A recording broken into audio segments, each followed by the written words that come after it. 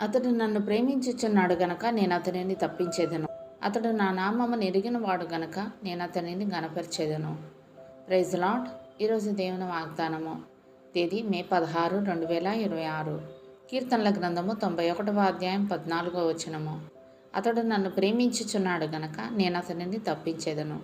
అతడు నా నామం నెరిగిన వాడు గనక నేను అతడిని గనపరిచేదను. ఆమేన్. ప్రభువు మనతో కూడా ఈ మాట చెప్తాడా? తప్పకుండా చెప్తాడు. మనం ఆయన నామాన్ని ఎరిగిన వారమైతే మనల్ని కూడా ఆయన గనపరుస్తాడు. మనం ఆయనకు అపరిచితులం కాదు. మనం ఆయన్ని ప్రయత్నించి చూసాము, రుజువు పొందుకున్నాము, తెలుసుకున్నాము. కాబట్టి ఆయన నమ్ముకున్నాము. పాపాన్ని అసహించుకునే దేవుడని ఆయనకి పేరు. ఈ విషయం మనకు తెలుసు కదా.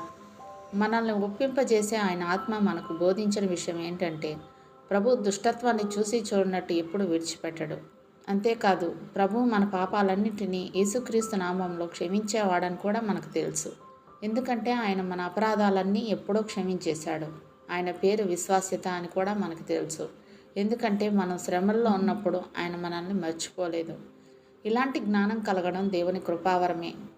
దీని తర్వాత మరో కృపావరాన్ని ఇచ్చి మనల్ని ఉన్నత స్థానంలో కూర్చోబెడతానంటున్నాడు.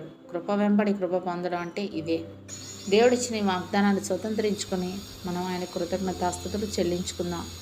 అట్టి కృపాధన్యత దేవుడు మనకు అనుగ్రహించును గాక. ఆమేన్. దేవుడు తన పరిశుద్ధ వాక్యం మన వినికిడి యందు దీవించును గాక. ఆమేన్.